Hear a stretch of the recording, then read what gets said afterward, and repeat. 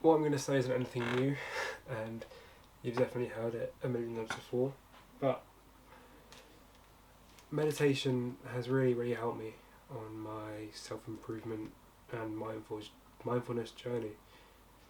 It's really opened up my eyes to myself, my internal thoughts and feelings, what I really value in life, and it's helped me solidify my beliefs and my core ideologies. When I discovered meditation, I mean, everyone has heard of it, but no one really knows how to do it. I think was a Matt D'Avella video. I used to, before I truly got into self-development, self-improvement, I used to do these kind of monthly challenges where I, for 1 month, like Matt D'Avella does, for 30 days. So I did like cold showers for 30 days, went to or did some exercise every day, like 50 squats, 50 sit-ups, 50 press-ups, and then a meditation for 30 days. And this was when I was about 13, 14.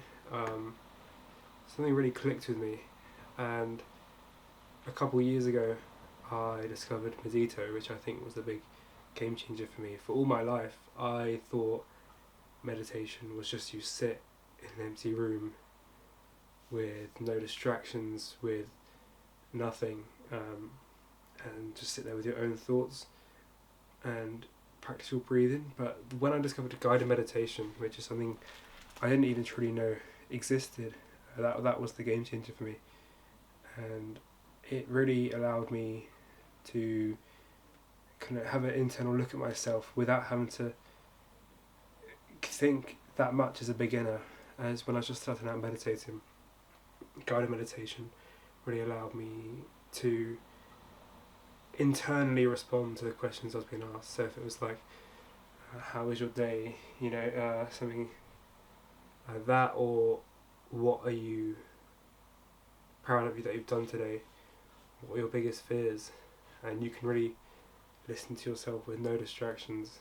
I think solitude is really important and really valuable, but unfortunately in this day and age it's kind of put to the side in favour of constant noise and distraction, and it's just trying to work out how to breathe essentially in the noise. And yeah, meditation has kind of been consistently in my daily routines for a year and a half, 2 years now. Different lengths. I'm still not be able to do it for over 10 minutes without my body aching or something being painful. I'm just getting bored. Normally my back starts to ache, or I slouch, I get bored, I'm not thinking. I can do up to 10 without being guided, but to be honest, I still normally do guided meditation. Sometimes I'll practice mindfulness breathing like randomly throughout the day, so if I'm just sat by myself in solitude. But if I'm sat down to do meditation, most of the time I do guided, at least in the morning, so I've got my brain working and get thinking internally about my goals and my ambitions for the day. So I know it's nothing new, but I really think meditation's worth a go, because it doesn't seem like something like a Giga Chad would be doing. But if you want to be that kind of spiritual, stoic person, then that's what you need to be. That's what you need to do.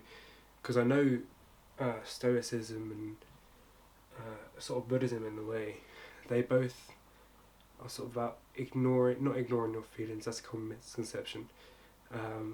Sort of ignoring what you can't control and not focus on it. And that seems like, if by meditating you're opening yourself up to the emotions, when really what you're doing is focusing on the emotions, and then from there deciding that they're not worth your time and energy because you can't control them. So if you want to be in the right headspace for entrepreneurship, for sports, for anything, to be less distracted and more focused, even while doing your work, then I think meditation is the perfect thing you need. Everyone should do it.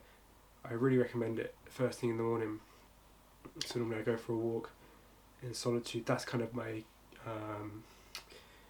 like without guided mindfulness breathing. Just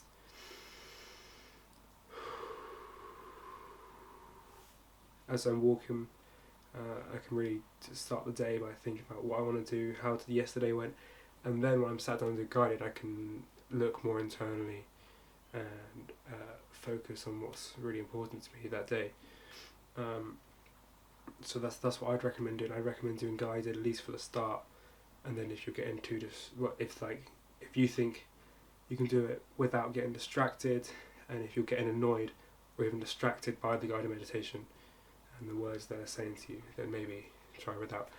But I think for any area of life, that meditation is going to be super beneficial. So yeah, I'd give it a go.